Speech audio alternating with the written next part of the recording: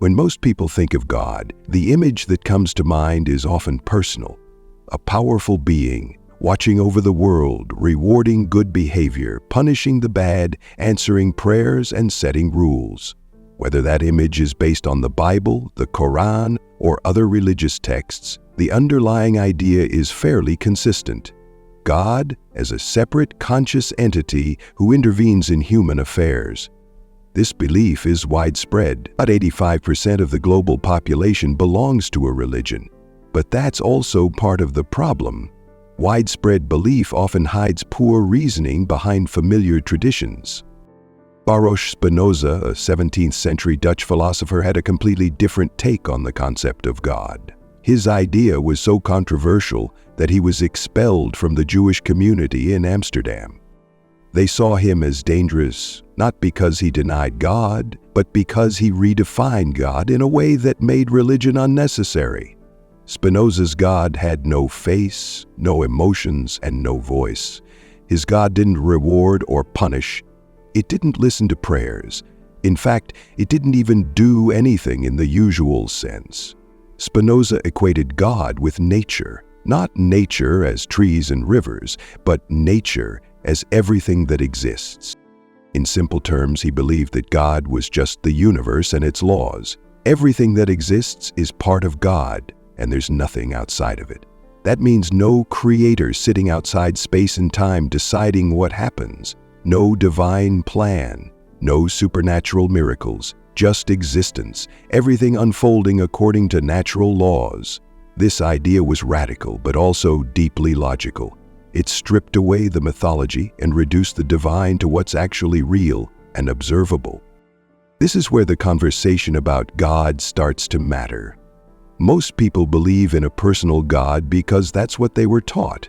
They grow up hearing stories of prophets and revelations and miracles. But belief based on inheritance is not evidence. It's just repetition. And what Spinoza offered was not another story. It was a framework based on reason.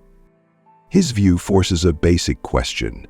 What are people really referring to when they use the word God? If they mean an all-knowing being outside of space and time, there's no evidence for that. If they mean something more abstract like love, beauty, or the interconnectedness of things, then why use a word so loaded with religious baggage? Why not just say what you mean? The traditional God model comes with a long list of assumptions. That this being created everything, that it has a plan, that it cares about humans, and that it communicates through certain texts or prophets. But all of those claims raise more questions than they answer. Why would an all-powerful being care about what humans eat, how they dress, or who they sleep with? Why would a being beyond time and space care about rituals performed on a tiny planet in a random galaxy? These ideas don't hold up to even basic scrutiny. And yet they persist, not because they make sense, but because they provide comfort. The idea that someone is in control, that life has a purpose given by a higher power, helps people deal with fear, especially the fear of death. But comfort and truth are not the same thing. Just because something feels good to believe doesn't make it real. Spinoza's concept is hard for many people to accept precisely because it doesn't offer emotional reassurance. There's no afterlife in his view, no divine justice, just reality, vast, indifferent, and unfolding. But within that honesty lies a different kind of peace. Instead of praying for things to be different, you begin to understand how things work. You start to see patterns, causes, and connection. You trade hope for clarity. He also challenged the idea of free will. In his view, everything we do is a result of prior causes: genetics, environment, biology, psychology. That's not fatalism, it's realism. And once you accept it, moral judgment starts to look very different. You stop asking why someone made a choice and start asking what led to it. You stop blaming and start understanding. Religion often teaches people to judge others, to divide the world into sinners and saints. Spinoza's view removes that framework completely. Most religions are built around obedience. There's a list of rules and you're supposed to follow them. Some are ethical, like not killing or stealing. Others are arbitrary, not eating certain foods, fasting on certain days, avoiding certain behaviors. The ethical rules make sense without religion. We know harming others causes suffering. But the arbitrary ones only make sense if you already believe in a particular God, and that belief is rarely questioned. Spinoza didn't reject ethics, he just grounded them in logic and necessity rather than divine command. He believed in reason as the path to freedom. The more you understand the causes of things, the less you're a slave to them. That includes emotions, beliefs, and cultural norms. Religion often discourages this kind of understanding. It tells people to submit, to have faith, to accept mystery. Spinoza said, "Understand, don't obey." In modern times, his ideas have quietly shaped much of secular thinking. Albert Einstein said he believed in Spinoza's God, not a personal deity, but the orderly laws of nature. Einstein wasn't being poetic. He meant that the universe itself is awe-inspiring enough without adding fiction on top of it. The structure of atoms, the vastness of space, the evolution of life, these are real, and they don't require a divine hand. Religious belief often relies on gaps in knowledge. If we don't understand something, God is used to explain it. Why is there something rather than nothing? God. Why do we exist? God. But every time science has expanded human knowledge, the space for God has shrunk. Lightning was once thought to be divine anger. Now we know it's electrical discharge. Diseases were once seen as punishment from the gods. Now we understand viruses and bacteria.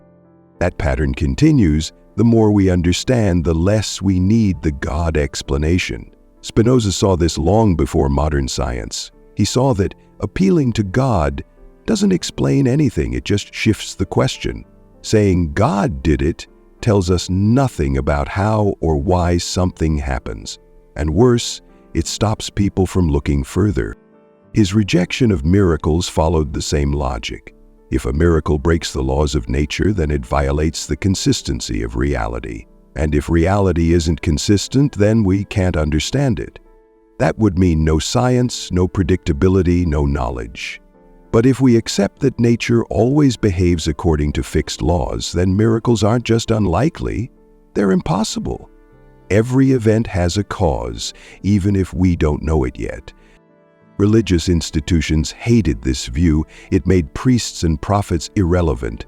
If God is just nature, then you don't need sacred texts or rituals to connect with it. You just need curiosity and attention. You don't pray to gravity, you study it. You don't worship evolution, you learn how it works. Spinoza turned the entire religious framework inside out. And yet he wasn't an atheist in the modern sense. He used the word God differently. For him, it meant total reality, the infinite substance of existence. But that God doesn't talk, it doesn't judge, it doesn't love or hate, it doesn't intervene. It just is. This brings up an interesting point about language. People often argue about whether God exists without defining what they mean. If they mean a supernatural being who intervenes in the world, then no credible evidence supports that. If they mean the totality of existence, then sure. But then we're just talking about the universe. Using the word God in that context causes confusion. It hides philosophy behind religion. Spinoza's clarity forces people to be honest about what they believe. If someone wants comfort, religion offers plenty, but if someone wants truth, they have to be willing to let go of stories. And that's not easy. Human brains are wired for narrative. We like beginning, middle, and end. We like heroes and villains. We like meaning. Religion provides all of that in a neat package. But the universe doesn't work that way. There's no script, no central character, no divine author, just atoms, energy, and complexity. Spinoza wasn't trying to strip life of meaning. He was trying to show that meaning can be found in understanding, that truth can be enough. His philosophy offers a kind of freedom that religion never can. Not the freedom to do whatever you want, but the freedom to see clearly.